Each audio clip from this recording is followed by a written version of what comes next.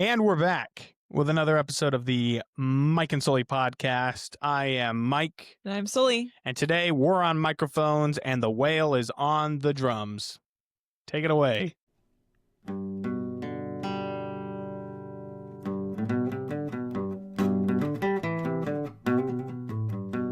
Thanks, whale. And here we are, the two of us with microphones in our hands. Hopefully, the audio quality is already better than what you were expecting. Yep. Do you think it will be? I think it was pretty good. I like the mics. Why did we go away from the mics originally? It all had something to do with the video app that we've been using. Didn't at first seem to jive with what I had bought for our microphones. User error, because we are in fact using what I purchased years ago now. Yeah. But originally that was why. It was just simpler, and we did a lot of group. Lots of group stuff. A lot of group stuff, which if we did a group thing now, we would still need to probably do that. Unless, actually, no. Celia made a great point because I said, I was getting defensive. And I said, we only have two mics. Or we only have two ports, excuse me. We have three mics, but two ports. Right. And she said, why can't you just get a splitter? And I said, I probably could. Man. And I'm just an idiot. That's some knowledge. Yeah. There. So maybe we'll explore that the next time we have a guest on the pod. You know what I think's fun? I don't is even know who all that's of gonna the be. chords that we have going across the floor. Let me pitch this to you. Okay. Other than wireless mics. Nice. That's where I was going. I don't even know how they would connect to our little thing. Because again, everything has to flow through that. And here's why. I invested money in it. We will make it harder So we for have to use ourselves because we spent money on it. Correct. Yeah. Sunk How much cost. was that? That's the definition. This whole set. No, so, just that. Well, yeah, but it came as a set. Oh, okay. Like it came with two microphones and these right, headphones. Right. And it was probably $250. Yeah, that's a lot. Yeah. We got it. I'm with you on that. That's more than a pair of Beats headphones. And I would Is know. it? Yeah, I think so. I think like a... Gosh, headphones are so expensive. Yeah. It's not more than AirPods, right? Or AirPods like... I don't know how much AirPods are. Well, gosh. I'm not an AirPods guy. Yeah. You're over the head phones guy. Over the head guy, yeah. Over the hedge. Oh, good movie. I never looked. Okay, sure. Well, it's good to be back. Yeah, it's been good a while. to be... It honestly hasn't been that long. Okay. But we're inching along towards the end of season 5. Yeah. I'm sure the fans are pumped. I had to say that above the mic because that was a big P word. Nice. What if they didn't even hear it? I said pumped. I'm sure the fans are pumped for our season finale that is upcoming. Yeah, what are we going to do for that? Great question. Yeah, right Here, in. let's tease the audience. We're going to have snacks. Oh, thank goodness. We're going to have some sort of guest, even if not for the whole pod. Who do you think it'll be? Worst case, we can get Celia to come in the room. Okay, best case, Roz. that was disrespectful. Well, Best you're right. case. Sorry, Celia.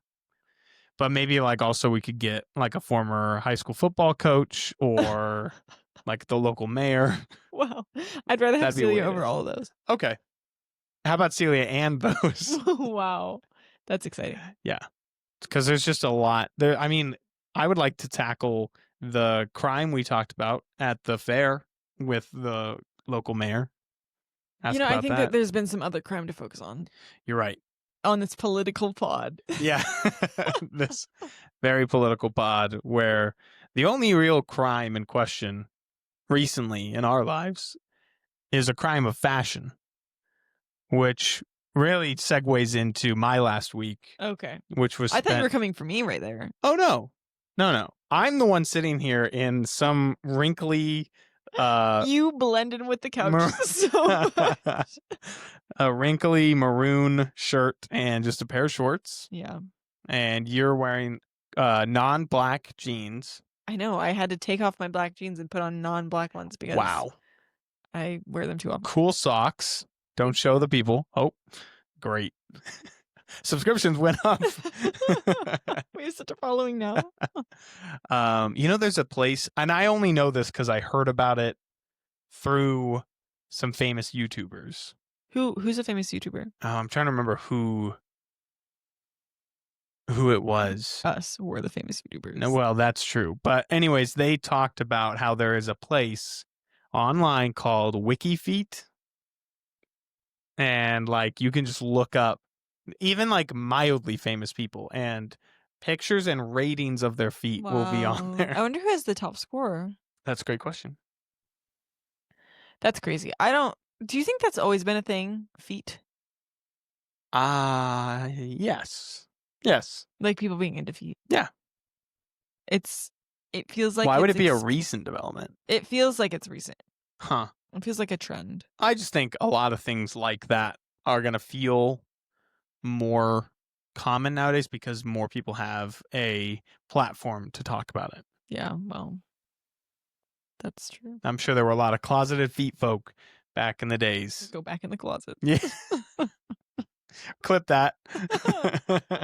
We're going famous. But yeah, so no judgment for really any of your fashion attire. Thank you. How long Brownies. How long do you normally wear bandanas for? Does that go into fall and winter? I honestly just can't remember. Oh yeah. I'm a year-long bandana wearer. Love that. Okay. Didn't know if it was a summer spring thing. I don't know. I don't know if a lot of people wear bandanas, actually. I just think it's a very functional piece of it's a functional accessory. Cowboys wear bandanas. Robbers also wear bandanas. Also me. Here's the thing about a bandana, and I'll explain it now. Greasy hair covered. Hair in my face taken out of my face. I don't have to wear a headband, which squeezes me. Oh. These you get to tie to whatever like tightness you want. Right. I think they're fun. And the list can go on, but I'm going to stop it there. Okay. No, that's a great list. And that's all true. How are you feeling with the headphones on your head then? Sucks. I already have a headache. Oh. Yeah, and my neck hurts. Oh. So. Maybe it's just because my voice is shouting into your ears now. More than it normally is. Also, this is something I want to say. After listening to one of our episodes, like 1 or 2 episodes ago, I am happy to be here. And I do like potting. I fear sometimes my tone doesn't come across as if I'm having a good time. I see. A public defense of your own. You've never heard someone sound less enthusiastic than me on whatever episode I was just listening to. And I think some of the audience might say, well, hey, Sully, it sounds like you text like that too. Okay. Apparently I do, if I respond. Yeah. Which, by the way, I also realized I didn't respond to your last message. Yeah, and you didn't respond very timely last night either, and I thought we were done for again. What happened last night? Because I said, hey, did we have something on the schedule for tomorrow? Yeah, you did. Sully responds with, no, you responded to that one. So, and like not super late, but she did respond and said, I think we had it penned down for a maybe. Penciled in as a maybe. Yeah. I think we had it penciled in as a maybe. We did. No emotion, no anything. And then I respond with, LOL, well, what does your maybe look like right now? And it didn't bother me that you said that because that was totally fine. Yeah. But the problem was I couldn't decide what I wanted to do. Okay.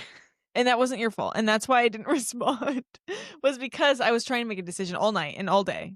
Until I texted at like 1 o'clock today. I appreciate, well, you texted back at like 11 at night. Okay, well, that's great. Yeah, but I was already asleep. But I did think the word fake is wrong to use because that feels like I'm attacking you. But you did, knowing us and you knowing me, you did not need to throw in the apologies for responding so late. Like, I read that and was like, that's not. Well, I was so attacked last time. That's true. And actually, I think the reason I included that was because I had been thinking about what to say from the moment you texted me. Yeah. Because I couldn't decide. It just feels like something I would add into a text of like someone who I haven't hung out with in years. And they're like, hey, like we should get together today. I'm in town. And then I wait until like, let's get lunch. And then I respond at 6 p.m. of that day that they wanted to hang out. And I'm like, sorry for responding so late. Man, missed the lunch. Yeah. That's what it felt like, that kind of apologies for the late response. It wasn't that. But here we are. Here's what I have to say. Yeah. One thing I hate. When I get like, say I have a couple days off, like 4 days off. Yes. I reach out to the people I want to see. Right. And sometimes just in preferential order. Sometimes if I haven't seen someone for a long time, I text them first. Right. So like say I haven't seen friend A in like a month. So I'll text them and say, I have these days off. Do you want to meet up? And then they say, yeah, for sure. Let me get back to you. And then they don't get back to me, but I don't text the other people until I know because I don't want to give their place away. Right. So now the days have come and gone. I didn't see them because they didn't respond. And I didn't see any of my other friends because I was waiting. Right. That bothers me. And that felt like I was kind of doing that to you. So I felt really bad. Oh. Because I didn't want you to like be waiting on me of like, oh, are you going to do something with someone else? Or like just do something fun this evening. Right. And you're just waiting on me. But I did it anyways. Because you are friend A. Yes. I didn't feel that. That's good. I more so was trying to give you as much leeway as possible to make whatever decision worked out best for you. That's nice. And it worked out for all of us. It worked out great. Every and party I'm happy involved. to be here. So that's good. She really wanted, hit the audience again one more time. I am happy to be here. There I'm we not go. being held against my will. I don't think anyone claimed that. We do not have any emails in the inbox claiming that. Do we have any emails in the inbox? Great question. No. So we've been doing better, though. We've been doing better, not with the emails at all, but I mean specifically we have been doing better as a platform, as a product. We're back on the grind because Sully laughed and said, why are 90% of our YouTube shorts from one episode? I did. Because they are. Well, they were, but now we're expanding. Nice. We've got the last 2 episodes have had a few shorts created and then posted about, and they requested it. One of them requested engagement, didn't get a lot, but because we hit that 800 mark of views for the one from 2 episodes ago, which is crazy. And then the giveaway like stalled out at 250 views and like 1 comment, and I'm pretty sure it was Roz. What did it say? I forget. I'd have to look at the actual comment, but thanks, Roz, if that was you. Yeah, appreciate it. And what were we asking people to do? We were saying, hey, comment on or tell us what vehicle you would choose. What land vehicle. What did they say? One person said a tank. Oh. One person said one of those like beer bicycles. Wow. Yeah, and then one person, and then I don't remember what potentially Roz said. And the other 2 people were your friends. One of them was me on my regular Instagram account, and I was trying to prompt engagement. That's really great. So I'm in the running. You know, I should have told the Great Hawaiian Sea Turtle to comment. That'd have been good. But shouldn't she have watched the episode and known that? Okay, we got her. I mean, we got her. You might be right. Yeah. Yeah, that might be good. And that's all right.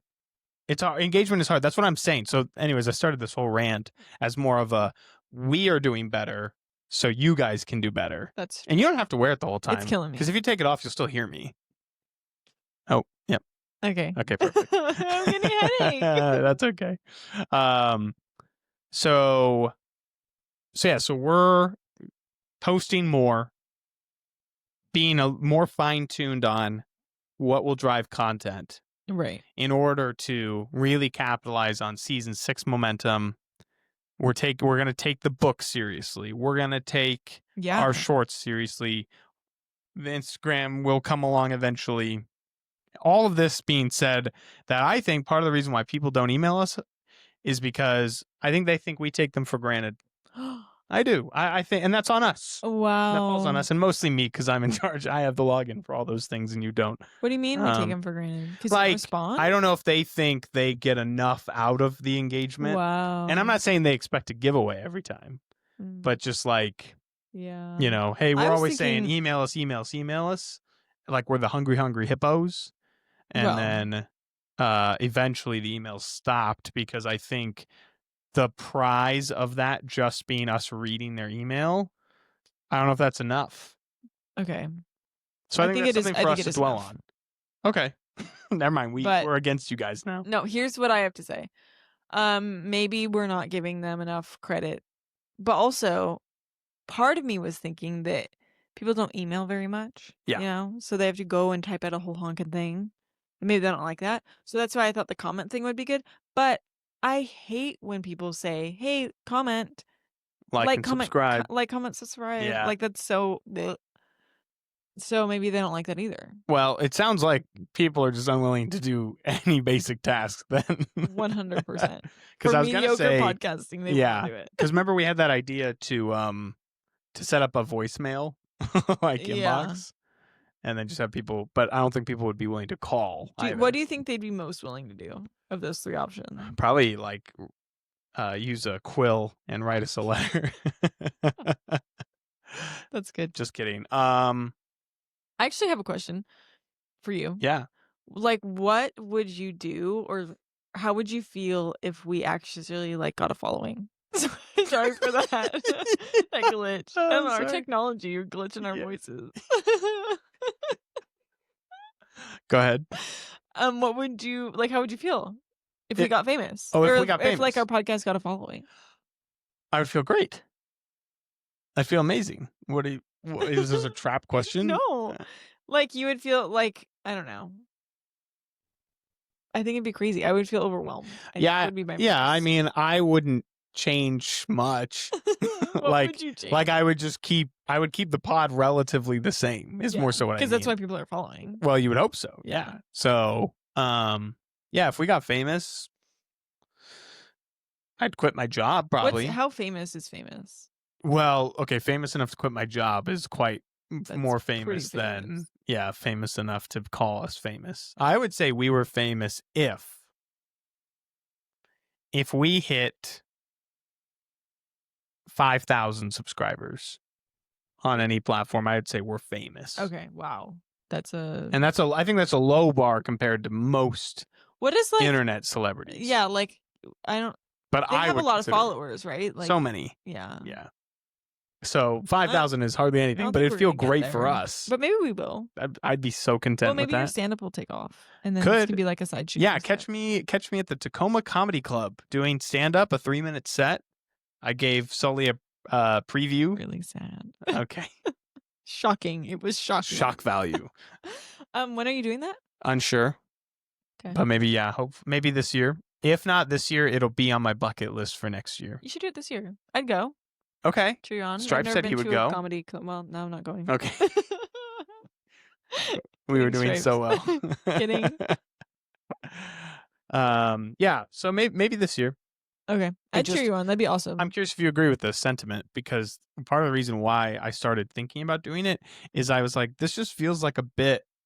I'm shocked I haven't already done. I've just, what did you get up to this last weekend? For sure. We just did a stand-up 100%. bit at a comedy club. Yeah. It just feels like my cousin's done it. Yeah, I think it's a fun thing to do once in your life. Yeah, or more. Even if you bomb. Well, maybe you won't. I might not. Who knows? I probably would. Although Stripe said that if I got a laugh, I would be doing better than 2/3 of the people that get up there. That's what I've heard. And that's shocking. You would think people would at least pity laugh. Yeah. So, and that was my biggest fear, is, and why you kind of have to figure out how to write a set list or of sorts, because you can't just go up there and wing it. Yeah. Because that's really, I mean, you could. Isn't comedy stand-up like pretty cutthroat? Like, it's pretty hard. It depends. I've heard it's like. You think really... Nate Bargatze is cutthroat? Well, I don't think he is. Right. Well, he's very famous. He just hosted the Emmys. He's my favorite comedian. He's actually the only comedian that I like. Because you know what? Good, clean fun is funny too. All right. That's what I have to say about that. Yeah. I stand with Nate. Stand with Nate. Nate the Great. Nathaniel. Yeah. So I don't think it has to be cutthroat. Well, I just mean like it's hard to do. Oh, yeah. Yeah. Like really hard to be successful. So incredibly difficult. But gotta take your first step. You're somewhere. Funny. And you're theatrical. Thank you. Actually, this leads into something else I wasn't sure I wanted to talk about, but because it's going to make me seem very egotistical. Mm. On my trip this last week, which we still haven't even dove into after the fashion transition. General chit-chat. While on that trip, we were hanging out with great family friends of mine and Professor Snowflake's. And the whole time we were hanging out with them, I just thought to myself, wow, I am the funniest person on the planet. This is great. Yeah. if I had them in the crowd, I think I'd kill. Yeah. Yeah. So, anyways, that's the whole story. Really, is just I kind of was feeling myself from a comedy standpoint. If over 4 days you're just consistently hitting with a group of people, I think you're locked in. Yeah. You know? I have those people that I feel that way about. That no matter what I say, they laugh. Yeah, and it's just nice to have those. It's people. nice. It's a boost. And you know what makes them laugh, so you know what to target, all that stuff. Right. The quick jabs. That's what was going for me. That's good. Yeah, yeah. Did they laugh at Professor Snowflake too? Yeah, just not as much. Yeah, for sure. Maybe after I left, because he stayed an extra day. He could shine for 2 days. So yeah. He doesn't listen to the pod, right? I don't know. Probably not. I've referenced him enough over the last 4 episodes that I think I would have heard from him. Yeah. Like, hey, what are you talking about? Yeah. To be. Just kidding. Just jokes. Nice. Yeah, just playing around. But yeah, actually, so I'll jump into another Professor Snowflake story, because we traveled to Eastern Oregon for the Pendleton Roundup, which is a huge rodeo, one of the biggest in the United States, and it happens every year. And I've been one other time a few years ago, and Professor Snowflake goes. You've only been one other time. Yeah, funny, but I've been to Pendleton everyone that you go every year. No, my whole family. I'm like, yeah, no, he goes. I haven't been to Pendleton really for dedicated. 2 years. That's but crazy. I have been to Pendleton 4 times total for weddings and stuff. Sorry, I'm getting used to. Yeah. Who else has gotten married out there that you had to go to? Codename this person's this host's sister. Your sister? No. Sorry, the person who hosted me for this most recent. Yeah, you went to her wedding. Yeah, I find that very interesting. Well, we were, like I said, we're all really good friends with the family as a whole. Oh, okay. Yeah. We went to the curling house. championships at Eastern Washington University with them. If that doesn't show you're close to the family, I don't know what will. Well, being invited to the wedding of that helped, but that was after. So I don't know if we get in if we don't go to the curling national championships. Okay, got it. And then the runner. We don't have code names set up for these people. It's very difficult in the moment. Runners. Huh? That's how they met. Yeah. So this one is this is so difficult. He's from Pendleton? No, this is She is from Pendleton. Yes. I got it. And the reason I hesitated there so many times because I was torn between the word girl and woman, not because there's any question as to whether or not they are a girl or woman. Oh, okay. But yes, she shares a name with someone who I have a very funny story with that you think is really funny. Okay. What story? I'll just bleep it out. Okay. Got married. No, I knew that. Oh, that's what I'm talking about. I know. I was asking about the story. Oh, well, but now I know the story. Yeah. Great. But I didn't realize she was from Pendleton. Yeah. Were they friends? Yeah. Oh. Went to the same high school. Yeah, get that fly. Okay, so sorry, backtracking. Yes. You went to this giant rodeo. You've been only once before. You've been to Pendleton 4 times in the past. Right. The family thinks you're really funny. Yes. Okay. Important.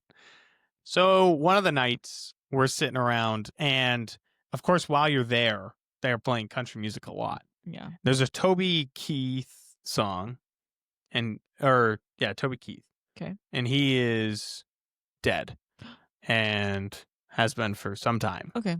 But he's a famous country artist, and there's a song called, I don't remember the name of the song, but there's a song about, it has a fun line where it's like, we'll raise up our glasses against evil forces, saying whiskey for my men and beer for the horses. And that's the name of the song, is Beer for the Horses. Interesting. And that's the chorus. Okay. And it's a fun song. I actually like it. Okay. And it played a lot while we were there. So we're 3 nights in. We're out in what is called the hospitality room, which sounds suspicious, but it's not. Does. It's not. Where? So at the rodeo? So this is in one of the, there's a dance hall / bar called Goldie's. Okay. And in Goldie's, there is a hospitality room. Okay. It's more of like a kind of like a banquet hall. Okay. And the only way to get in there is if you are like a part of a club, I think, or have. You've been in this room before. Yes, because as I explained to you before the pod started, our gracious host's father was at one time some form of director of this big rodeo, or at least a part of it. And so he has a very special belt buckle that indicates him as such, like as, hey, he was a former director. So he can get in anyone he wants into the hospitality room. Like there's security outside that room. If you don't have a pass or something, or you're not with someone, you cannot get into that room. Okay, I have questions. Yeah. One, that's crazy. Yeah. Two, is it the size of the belt buckle? Does it have a like design on it? I think it has. Yeah, I think it's the design that gives it away. And it says like director. Let I think. me in. I didn't look. It says I'm authorized. Yeah. That's crazy. Yeah. Was that the question? That's the question. Yeah. So we get in, and this is a room where picture a 8-ounce cup. And basically what you do is there's a buffet line for food. There were really good meatballs there this last trip.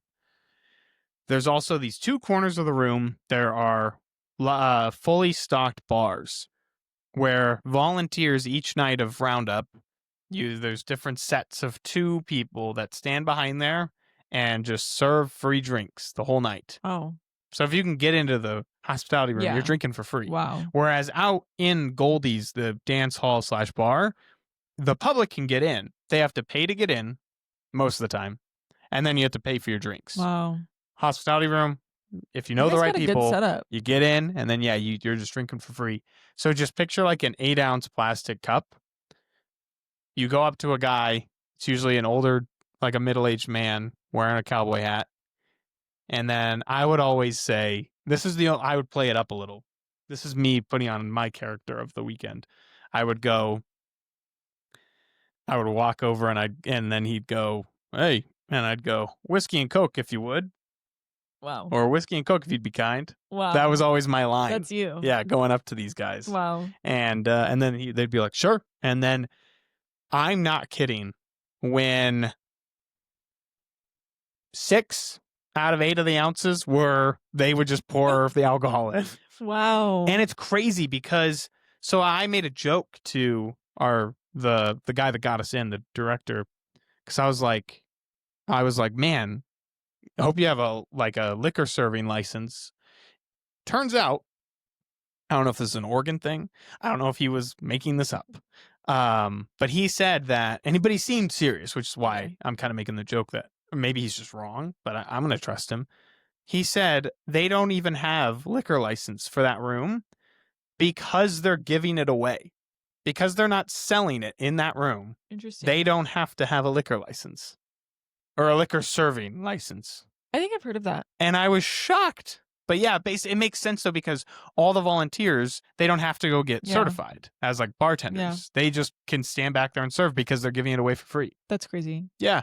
And they give it away for free. Yeah. Like it is heavy pours. Wow. And they just go for it. How many people do you think were in that room? Is it like big room? 50, maybe more. It kind of flows as the night progresses. Wow. Because some people go out, because there is a dance hall right out there. So you can go out to the dance hall, come back, all that stuff. Wow. So that was great. How do you think I would do in like this environment? Think I would have fun? No. Yeah, I don't think so. I was having fun, though. That's good. Yeah, it was a good time. So anyways, this Professor Snowflake story, he was asking me about, we had both had a good amount of drinks at this point. And he turns to me and he starts to ask a very sentimental question of basically, you're my best friend, or not even a question, but just say something nice. Yeah. And as he's starting his sentence, I suddenly just go, whiskey for my man. I just start singing. And it Wow. totally cut him off and caught him off guard. Wow. And he thought it was so funny, he wrote it down in his notes app. Wow. So we had a good laugh over that because he was literally about to like say something very nice and sentimental. Yeah. And I was just like, well, here's a fun song. Drunk. Yes, correct. Yeah. But it's just, Yeah. It's the thing we do. Yeah. Yeah. That's fun. So yeah, that was just a funny little anecdote. But he also played a game. So the one corner of the room with the guys we kept going up to. The bartenders. Correct. The director friend of ours knew them pretty well. So we would go up with him and we would all just make small talk and jokes as they're pouring us more drinks. And at one point, Professor Snowflake had to do a challenge where they had poured out mystery drinks. So they had combined two things in each cup. And if you drank two and then like two cups. Okay. And could identify what two ingredients were in each of them, you would win like $15. Wow. And he went 1 for 2. So he got one of them. One of them was gin and wine. Oh. Which was terrible. Tough. But we both agreed that was easier to guess. Right. Most likely. And they were surprised that he got it. Wow. And then the other one he missed because it was like some weird whiskey thing. That's fun though. Yeah. I like that kind of game. Yeah. Would you play? I will take a root beer and a sparkling cider. Right. Yum. So yeah, that was a good. That's fun. A good event. Yep. But yeah, we were there for a long time in that room. Time flies while you're in there. We were supposed to do so many things out on the town that night. We stayed in the hospitality room for so long that all the bars started to close down. Huh? You've spent a lot of time in there though. Like, didn't that happen? It's hard to pass up free alcohol. Yeah, no, I have memories of your storytelling of you spending a lot of time there last time you were there. That sounds right. Yeah. Usually it's a night killer. Like you'll not just the time, like you'll get sick. Oh. But Did you get sick? I played this week so well. I stayed uber hydrated. Nice. I always made sure I was eating like timely. Nice. And our hosts were they had the setup, like not only did they make sure like both Professor Snowflake and I had like nice room setups, but they had like a whole medicine section like out on their kitchen counter. Like if you need ibuprofen, Advil, antacids, vitamin C. So they had these vitamin C gummies, and I would take a couple each day just to make sure I was staying on top of it. Because that's not less of an alcohol thing. That's more so you're just exposed to so many people. Usually you're going to get sick. Right. And so I was eating those. And like, I didn't always feel at my best. But really, if I were to say I felt one symptom the most this whole week, tired. Wow. And that's a win. That's a huge win. Because like the last time I was down there, I got pretty sick. I definitely threw up and got the spins. Did the other guys get sick? Like this trip? Mm-hmm. No, everyone was. But I mean, I feel like when you have a group doing the same things, usually no one's going to go that rogue. So like maybe it was my fault. Maybe I played it too safe that they then didn't, because the next day Professor Snowflake got violently hungover. Well, there you go. Yeah. The day after I left. Wow. They went bananas. But he actually helped serve. So the next night was the director's turn to volunteer as a bartender, and he has experience. Snow does. Yeah. So I don't know about with liquor, but same idea. Yeah. Yeah. But yeah, so he hopped back there, and I think, and you're allowed to. Another thing is, because you're giving it away for free, you can drink while you're back there. Oh wow! There's like no rules really. Wild West. Pretty much. They do, just to make sure the audience knows that it's pretty wild, but it's not the craziest thing. Kind of like that Southern hospitality of like, yeah, we'll go crazy with you, but we'll also still look out for you. Professor Snowflake did the game with the drinks. So that's like 2 extra drinks, or like 4 shots basically, on top of what we'd already been drinking. So he was definitely a little bit more tipsy than even I was. And at one point we had gone back over to get, I went over to get another drink, and then he said, like, can you get me one? I said, yeah, for sure. And then I made the joke to the guys he was pouring. I was like, because it seemed like a kind of light pour compared to what he had been pouring. And I was like, no, this is for him over there. He needs more than that. And then the guy looks over at him and knows that he's the one who played the game, and and he lightheartedly, but he goes, no, and then like didn't pour any more. And so it's kind of one of those like small things where it's like he didn't want to overserve someone. Good. So that's nice. Nice. Yeah. Yeah, this was really fun. Other roundup items was I saw there was bull riding, and the bull riding has basically these 8 stalls where the bulls get put in, and then the bull rider gets on them, and then they open up the stall, and then the bull goes crazy. Yeah. I don't know how big it is, but there's a section that is surrounded by PVC fencing, just so the bull can see something. Like, obviously it wouldn't stop the bull if the bull was charging, but it's more so the bull sees it, so then it stays in the pen, and then it's led out. This is after the rider's fallen off, and then it's led out by men on horseback, and it's led down like a chute. How?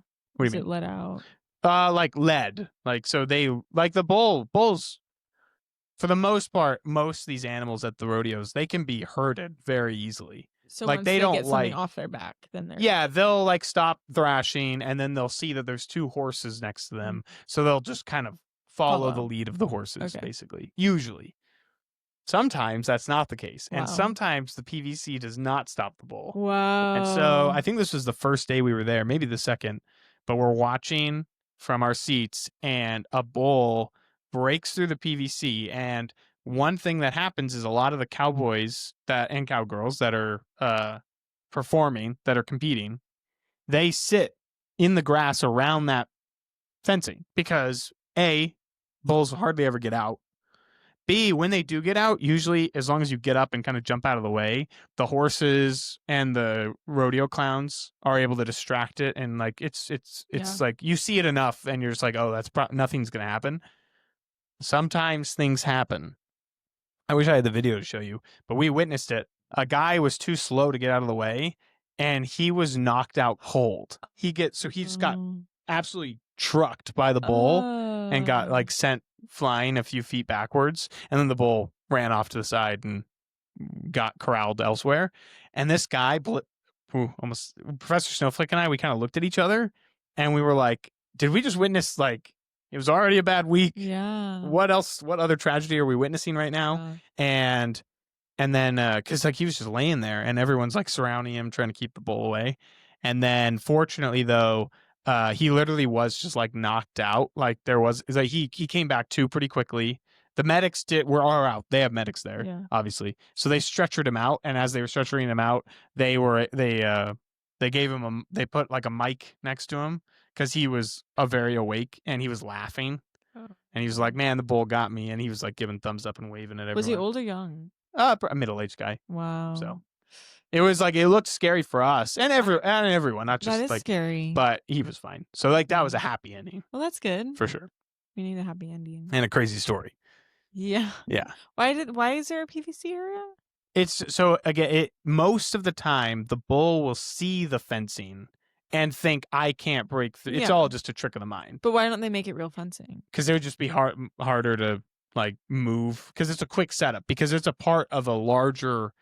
There are other events that occur on that track, and that area where it would just be complicated to bring out something that a bull just truly couldn't break down. Wow. Yeah. That's crazy. Yep.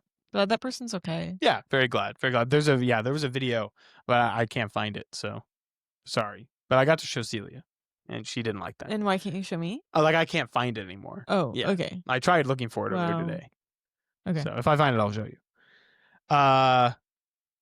So another thing that I thought was interesting about the trip was, and that I think is kind of funny, is hat manners. Okay. And so it is something that I am just hyper aware of, especially in those environments. So cowboys in like a cowboy environment, very typically very patriotic folk. So they take the American flag very seriously, usually. So I'm always just head on a swivel, looking for if there's an American flag like being presented or like paraded around. Okay. Is everyone taking their hat off? Were they? Because I was wearing a hat the whole weekend. Right. And so I would always just have to like be like, oh, oh, taking it off. Wow. Because it wasn't just, oh, there's an American flag. It's not like it was that big of a deal, but it was like anytime, or military, like if there was just like a veteran, like that was being celebrated. Like, and I was just always watching the older people around me, and if they took off their hats, I just had to, taking off the hat. Did Snow do that? Yeah. Did your hosts do that? Yeah. Okay. Everyone knows. Were the flags at half mast? Yeah, for the most part. Yeah. Because, I mean, we were down on 9/11. Right. Yeah. So they were definitely down for that. Wow. Yeah. Yeah, that's something to think about. I don't feel like I come in contact with flags very often now that I'm out of high school.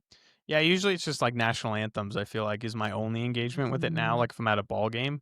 But this was like at the parade. So there was a parade and a lot of military / American flags came by. And so it was always just to show respect. And I guess I'm not trying to posit like, or I'm not trying to present this like I'm anti American flag patriotic stuff. It's more so I genuinely just don't really know the rules. Yeah, a lot of the time. When you don't do it very often, it doesn't spring to mind. Yeah. So I was always just look around, and it's like, oh, my hair is messy. Yeah, but at least you're that's not the point. The country. Right. Exactly. How about like hat etiquette when you like walk in a building or like when you shake hands with someone? Yeah, not a lot of that. That was more so hats are on all the time. Okay. I only really ever saw it in action for the flag. Or any kind of honor system, really. Yeah. But even like at a table, like most people kept their hats on, stuff like that. Okay. Interesting. Yep. So that's hat manners. There's a place called Happy Canyon, and it's a place where they do a performance. And our host was actually in the performance. He has been almost every year. Wow. His biggest role is he plays the doctor. And basically what this is so Pendleton has a storied and seemingly good relationship with the native tribes nearby. At least it's presented that way during Roundup, like, because they are very involved in each other, like working with each other. Right. So like there's a lot of native stuff going on. And then Happy Canyon is one of those things where it's basically a silent play in terms of the actors don't really speak all that often, but there's a lot of narration. Mm-hmm. And it's the first half is like the natives and like genuine like native tribes come for this to perform. And it's in this little amphitheater, and they have a narrator who's like, I think an official tribe member, maybe like even someone who's like higher up, like a chief or something. I don't know. But they tell the story of basically how natives ended up in Oregon. Okay. And then that's like the first half. And then as the story kind of progresses, the settling folks, the white man, there it is. they slowly become more integrated into the story, and then at like the halfway point, the story pretty much entirely flips to being all about how kind of the settling of this area. How long is the performance? About an hour. Wow. Yeah. I didn't realize it was that long. And it is a full-on production. So I'm talking amphitheater with like this super intricate backdrop design that's like you can interact with. So like there's people on levels of this. Wow. And then there's a whole like dirt area in front of the crowd where, I mean, we're talking legitimate wagons are like being brought in by horse. Oh my gosh. I had no idea. Whole things of cattle. Like there was a whole oxen cart that came in, and like they're reenacting just like and like the tribes have teepees set up early on in the performance, and they ride in. They are not riding slow. They are riding in full speed to like reenact things on their horses. And at one point, this kid, so it was a great performance. And at first it's really just storytelling. And then when conflict arrives between the two parties, they have guns, not real guns, but they have the guns that like pop and shoot smoke. Yeah. They're so loud. Really? They are so loud, and they have cannons Oh my goodness. And they're like fighting and like making it very lifelike, and like the natives are doing like war cries and This stuff is like that. wild. I'm like scared sitting in my seat, like more so just from like the loud noises and stuff were insane, but it was really cool. And at one point, this horse comes riding in because a part of the story was that and I think it was a legitimate story, but excuse me if this is wrong, but a like war begins between the tribes and like the colonies coming out, and at one point a young girl is kidnapped by the tribes.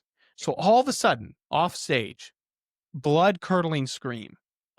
And like they bring, so then like part of it is like they bring in this girl like in like a classic like settler dress. Wow. And like she's tied to like a horse. I have chills. And like she's screaming her head off.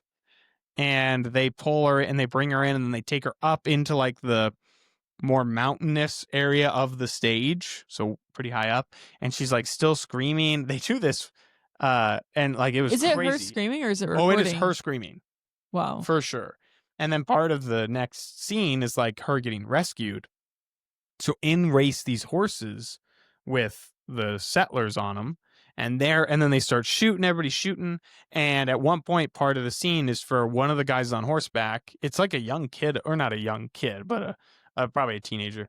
He gets shot. Like that's the idea. Wow. So he's supposed to fall off his horse. He didn't fall off his horse very well. He got drugged for like a couple feet. Oh, no. It wasn't anything terrible, but it was to the point where I was like, that can't have been part of the show, because like he kind of hobbled off. But it was crazy. Like they're trying to do all these stunts, and there's a big like water pool that plays into the whole story of like when they're doing a fishing scene, like or something like that. And like there were a couple scenes where they would shoot and a guy would fall. I'm talking 15, 20 feet and just do like a flip as if he's dead into the water. Wow. Yeah. This is crazy. It was crazy.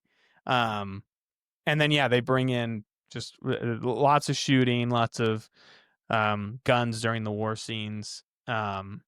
And then eventually that settles down. It just becomes about what was a town like in the 1800s kind of thing. Wow. So you've got your saloon and your jail, and at one point they bring in a guy gets shot and they need a doctor. Mm-hmm. And so they go, is there a doctor? And so our host, he plays the doctor and he sits in the crowd. Wow. And then he goes, I'm a doctor. With you guys? Or just no, he sits somewhere probably specific up higher, and then he runs down the stairs. But so the actors, they look at the crowd and go, is there a doctor? Wow. And then he runs in, and then he does a whole comedy routine basically of like being a bad doctor. Oh.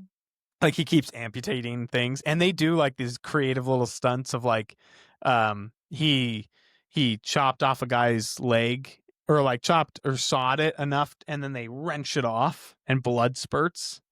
And it's all because they set up this clever little magician's contraption basically to make it look like you're cutting off someone's leg. I'm confused. Yeah. I get that. Okay. But how far away are you? Like, can you see that? Yeah. Oh, yeah. We're probably like... Because when you 15 say big yards away, amphitheater, you make it seem like it's like a stadium tour. I mean, we're in row 3 of the, so I'm sure other people had a tougher time. But like, how many rows do you think there were? 50. Wow. Okay, so the people at the top probably aren't seeing it as well. Okay. Yeah. Got it. Yeah. So yeah. So anyways, that's like that show was just fantastic. I thought it was a lot of fun. That's cool. And intense at times. Like it was everything. And does he always play the doctor? Yeah, I think almost every year lately. He used to have other roles when he was younger. Does his fiance do a role? No, she just watched with us. This was actually her second year, I think. Oh wow. Because she's not from there. No, she's from there. Oh, she's from there. Yeah, she just didn't really ever want to go. She's not into it. Yeah, I get that. Yeah. Okay. Yeah. Okay. So that was good. Happy Canyon. That's what it's called. Canyon. You can look it up, and there are probably clips of it. Yeah, I think I'm going to. So you can get an idea. But yeah, so That was the last thing about Roundup, other than getting there and getting home was awful. So I have a thing. I have a thing with vertigo. I have like a vertigo thing, or whatever we want to call it. Oh, I can't even hear it. Bad. You can't hear it? I wonder if if the mic catch it or not. Oh my gosh, that really startled me. Wow, I'm sorry. I forgot to turn it off when we started recording. I'm a little jumpy. I'm gonna get some water. Glug glug glug glug. So yeah, I have a mental thing, or well, it's physical, but it's basically, I don't know what it is, but I just sometimes all of a sudden feel very queasy, unbalanced. I don't know how else to describe it. Just like, yeah, like, I don't know, like the feeling of like being on a roller coaster, all those things combined. But it'll happen to me at the most random moments, like usually when I'm looking up at the sky or the skyline. And I think it has something to do with like my inner ears and balance and just being confused. Do you think it has to do with like just the angle that you have to take to look up at the sky? Maybe. I mean, I've happen had it on for clear years. days or on cloudy days? Clear days are worse. Cloudy days are better. Interesting. Yeah. Is this similar to what Snow was dealing with in high school? I think it's different because his, I feel like, was more of like a claustrophobia thing. Okay. Potentially. And he would. Okay. And what happens when this happens for you? I just get like, it's like that, that like when you're, I don't know the last time you were on a roller coaster, but just where like you almost feel the urge to like just shut your eyes and like clench every muscle kind of thing. Does it happen every time you look at the sky? No. How frequently does it happen? Depends on the circumstance. Like, again, some of it has to do with where I am positioned in accordance to the sun. Yeah. Or not the sun, but the sky. So like when I'm standing out on solid ground, fine. Not an issue usually. If I am doing a bridge pose, like where like I'm and the only reason I bring this up is because we did a stretch in football in middle school where we would lay on our backs and then put our helmets to stretch our necks. Yeah. And doing that made me super sick. Because I would be seeing... So you've been dealing with this for like your whole life? Oh, yeah. I did not know that. Yeah, it's just one of those things. Wow. It's the precursor to the face falling off. Yeah. Which, how's that doing? Fine. Okay. It's honestly been better lately. Nice. Yeah. Looks fine. Just not stressed. Yeah, thanks. Yeah. But yeah, so the problem was Eastern Oregon is terrible to have that problem and try and drive, because basically the route we took, we crested a certain hill and it is so sudden of just flat. Yeah. Flat and horizon, and that's it. Right. And I immediately got jumpy and like started to feel it. And the problem is, like, again, it's one of those feelings where you just want to clench and you're uncomfortable and you want to close your eyes / like kind of, it's like, I don't want to say it's like, it doesn't necessarily feel like you're gonna pass out. Like you don't feel like your vision is like blurry or anything like that, but it has that same feeling of just like, I'm gonna suddenly just pass out. And I'm feeling this while driving. Yeah. I'm the driver. Did you ask Snow to drive? No, I said I'll tough it out. How long did it last? That, like, honestly, the uneasy feeling, like, it came in spurts of like the actual difficult moments, but the uneasy feeling lasted the whole rest of the drive. So I would say over an hour. Does wearing sunglasses change anything? These are all fun questions. So I toyed with all of these things. So I toyed with having the visor down, or the is that was my next question. Pulling that down. Played with my sunglasses. I thought sunglasses helped originally. I thought I was mostly mad. I said, hey, if it was nighttime, this would be great, because you can't see as far. So it was just the worst of all the like storm. Yeah. Whereas like I could see everything. Was battling. And what's funny is part of it is the vertigo, whatever it. And I say vertigo just because I don't know how else to describe it, but whatever it is, it's half that. It's half anxiety, just because a lot of people speak to that kind of phenomenon the first time they go to a very flat area. Because I've lived in this part of Washington my whole life, and so being surrounded by mountains all the time, it can be jarring to to suddenly be in a flat area. And Professor Snowflake had a terrible experience his first time driving down to Pendleton. He got very jumpy and uncomfortable because of it. So it was That's so interesting. It was like half and half. He was doing fine this most recent trip. So we just kind of tried to talk about it. I was like, I don't know if this will make it better, but I'll just try talking. Yeah. I was like walking through how I was feeling. And then we just kind of powered through it. You get queasy and you want to shut your eyes. Do you get dizzy? So it's like dizzy adjacent. Okay. Like I'm not, you just feel out of balance, Interesting. It's just like, you almost like got to shake your head to feel like you can see again kind of thing. And so that was awful. That's crazy. Did it happen on the way back? So on the way back, yeah, great segue. It did. Wow. And it was funny because, well, it wasn't funny. It was actually horrible because, and I did not tell Celia that I experienced on the way down because I knew she would worry on the way back. Right. Because I was driving the way back by myself. Oh, yeah. I forgot. And Professor Snowflake had said that it would be easier on the way back because, like, from his personal experience, going towards Washington, you see more. Yeah. So it's less. But I think part of the problem for me was, as I got going, the same feelings crept up on me, probably probably a little bit because I was just thinking about it.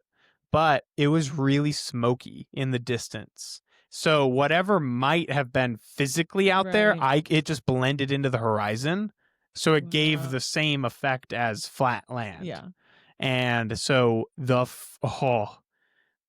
was so eager to like just get to like Yakima, right? Because I was like, okay, I'm in a city I know, but it was again another like 2 hours of just and then constantly just. I think I had been in the feeling for so long, the rest of the drive kind of just felt off. I never felt really like, oh, I'm gonna get sick again, right? But the rest of the drive. And I didn't even realize. I'm just making the connection that you had the construction too. And you were alone. Yeah. That's why the drive sucked so bad. Oh, yeah. That's terrible. Yeah, and when like a little thing that you wouldn't normally think of, but was really sucky. I couldn't use cruise control for the whole drive because the feeling is I'm going to pass out. And the last thing you want to do is pass out with cruise control on. So I literally had to like maintain my own speed the whole time. And like, so that's just something else to think about. And thank the Lord for college football. The saving grace, and for service in a strange part of Eastern Oregon that I didn't get to have service. I just streamed a college football game because music, I nothing was getting my head out of it. Yeah. I was just so focused on it that I was so nervous. Wow. And so I literally just streamed on Hulu a full college football game. Wow. And like it was enough to like I just had it on my like passenger seat, so I like wasn't actively watching the game, but every once in a while I would just glance because first of all there's no one out on these roads, which was also slightly scary because it's like great if anything happens, no one's there. But I would just glance over. I would kind of like grounding yourself a little bit of just like, all right, there's a game happening, and then and so got through that, and I'm glad I didn't tell Celia because it was what I thought it would be. So wow. So now I'm kind of like, was that just a one-time thing?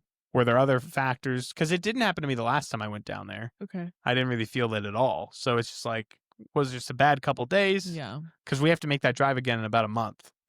Right. So it's like, I also consider just, okay, do I just drive through Portland? Because there's basically 2 routes to get back here. But wouldn't you still have to do the bad part? A little. So the problem is, and I'm not familiar enough with the geography, but part of it feels like there's so much of I know it's not driving north almost has the implication of driving up, and same with driving south feels like you're driving downhill. And I think part of that played into the psyche thing, whereas driving east-west, so that Portland to Pendleton would be far more east-west, and I'm just wondering if that would be better. I genuinely, so like geography-wise, I don't know. Or topography? Would that be more of a topography comment? Yes, both. Yes. So, yeah, I don't know, but I'd be interested. My guy would take 40 extra minutes if it meant I didn't feel like that. Yeah. Plus, you could stop in Portland. That can... Yeah. Get lunch or something. But of course, I will have someone who also doesn't really like car rides with me, so I can't really just say like, "Hey, hop in the driver's seat. We're going this way." Yeah. Interesting. Yep. I'm sorry that happened. That's all right. It's just one of those things. Yeah. But not fun though. No. But survived, made it home, excited to be back. Yes. And had a great time. So shout out to everyone I interacted with down there. It was a great experience being there. Was there for 4 full days. Basically 5 full days. Well, no, 4 full days, 5 nights. Tuesday night, Wednesday night, Thursday night, Friday night, most Saturday. 4 nights, 5 technical days. That was dumb and unnecessary. That was important. But yeah, that was exciting. You know what's the problem with keeping our laptop so far away now? So I can't see how far we've recorded. Also, my contacts are still blurry right now. I'm gonna stand up. He's standing up. Oh wow! You know what? I hate to break it to you. I told so many stories for long. I don't think we have time for a story. We're just over an hour. We wouldn't be able to give the story what it deserves. I'd be speed reading. It wouldn't have the maybe we play with that for how we could make the season finale interesting. Yes, it's like we're a very really excited intense, like cool reading of. Wow, we should get a smoke machine. Yeah, smoke machine and beards. Wow. Yeah, and like warm drinks. Yes, fun. And like potions. Wow, bubbling. Yeah. All right. Nice. To be decided. Yeah. Tune in.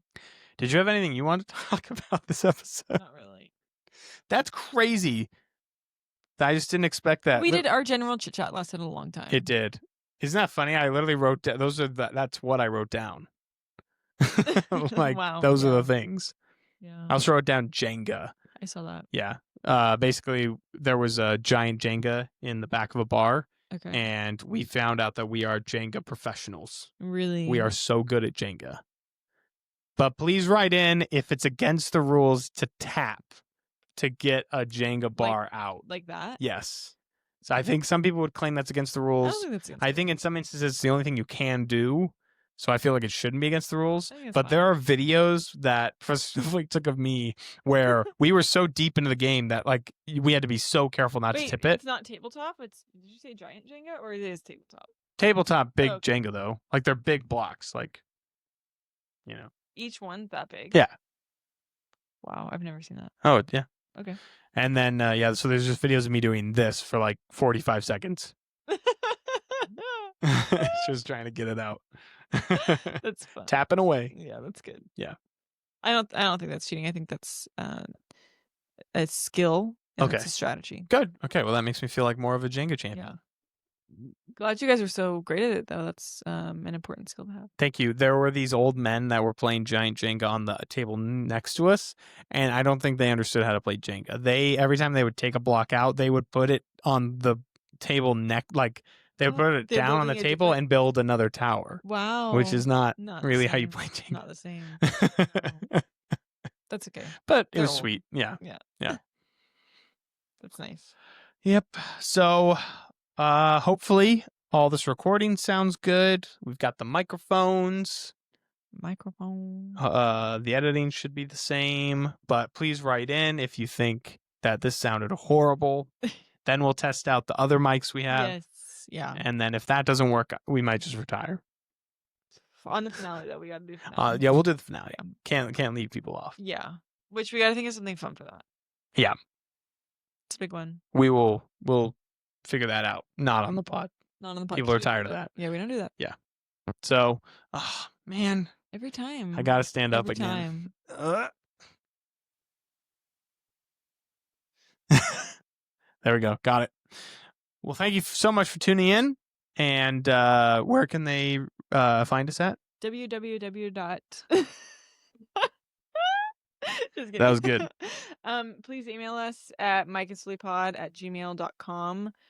Spell it the and. There's no ampersand. And we are on YouTube, Instagram. That's really it. That's it. We'll just stick with those for now. Yeah. But be on the lookout for giveaways and posts. Follow, subscribe. Yes. All those things. And you yourself could win a mug. here in the near future. Yep. So stay tuned. But thank you so much, and we will catch y'all in the next episode. Bye. Bye.